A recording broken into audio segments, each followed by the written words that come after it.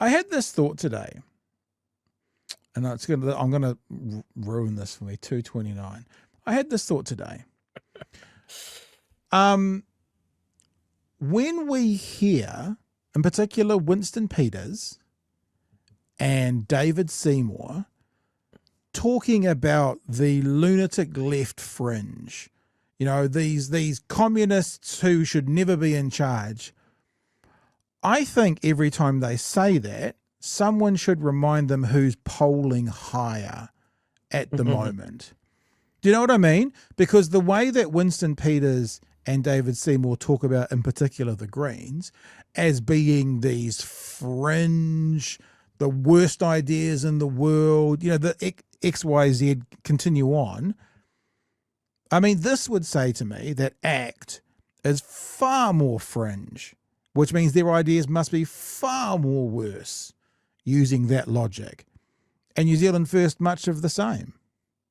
Te Pāti Māori, in their conversation with Mata, said, and I don't know if we're going to play it, so I'll just repeat it, said that they are looking for 7 and 7 at the next election. They put a line in the ground, which is pretty cool.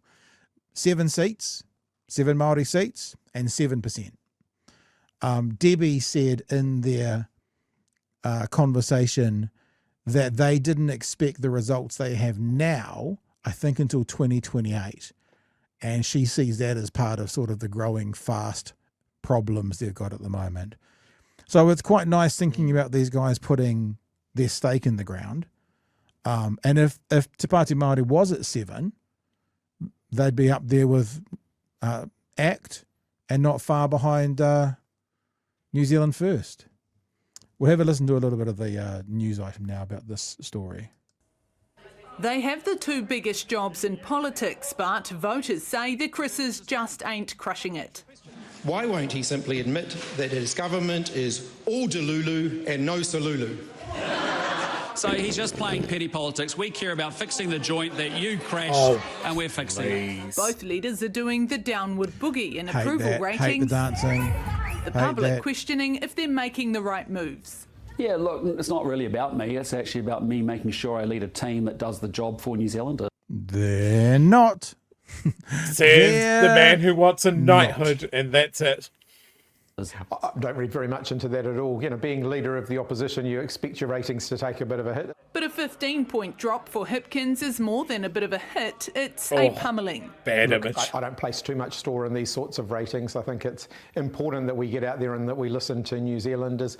Luxon, meanwhile, is way down in negative no man's land. I'm just focused on what I have to do, which is make sure I deliver for the New Zealand people, a growing economy. But you're not. I just hate But these you're not. talking points. You're not doing it.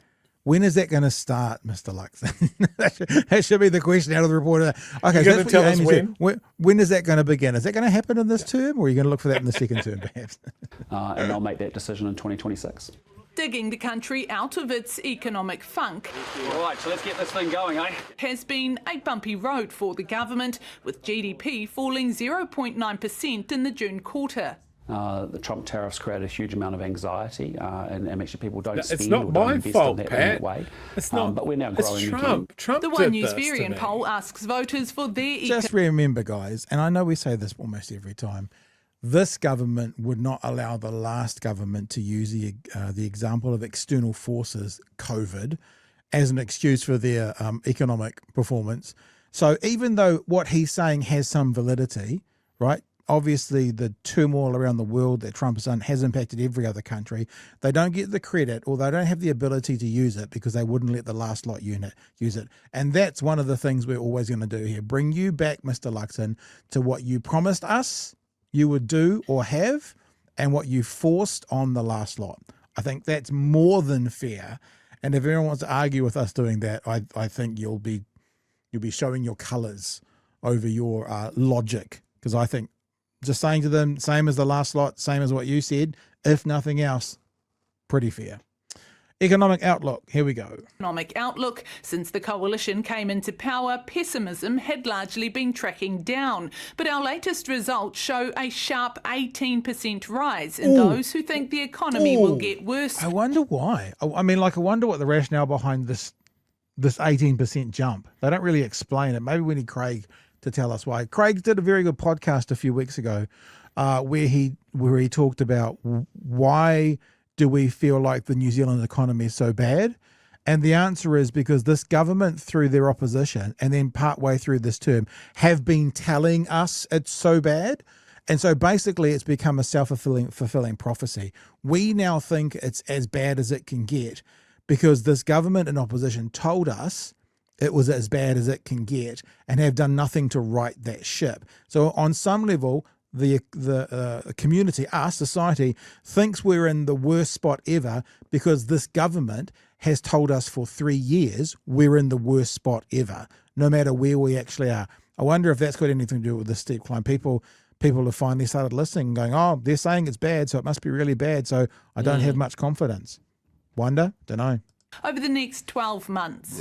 Well, and there's no doubt about it. You know, Q2, we had the economy contract. We know we're growing again now.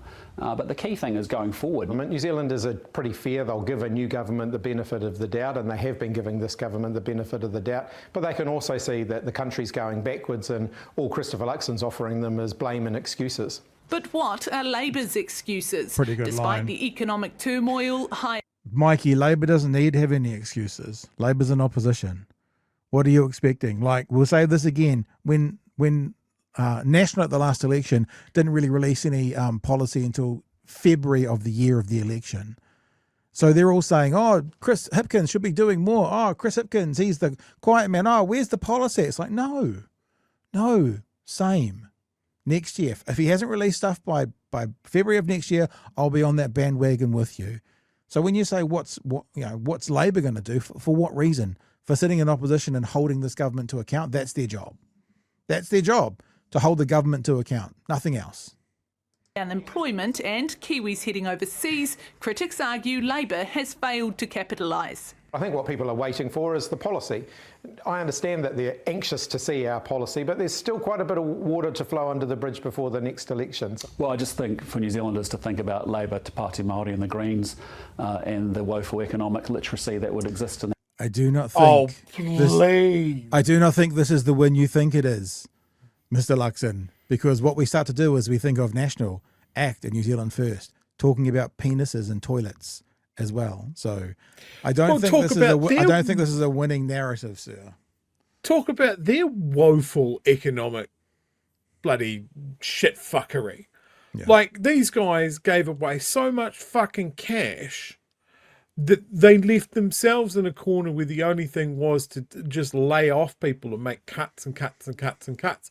If they didn't do that fucking lolly scramble right at the top, they would have an $8.4 billion budget surplus right now. Like, that's the level of economic vandalism that they've done. And they are, as Mountain Tui has pointed out on his social media this week, these guys are following such an obvious pathway of running down public services, crashing the economy, and leaving privatization as the only pathway out. Yeah. They are following the blueprint. Right, let's keep going. that time. I think we'd be in a huge amount of pain and suffering. Both leaders now left with 12 months to prove they're the best Chris for the top job.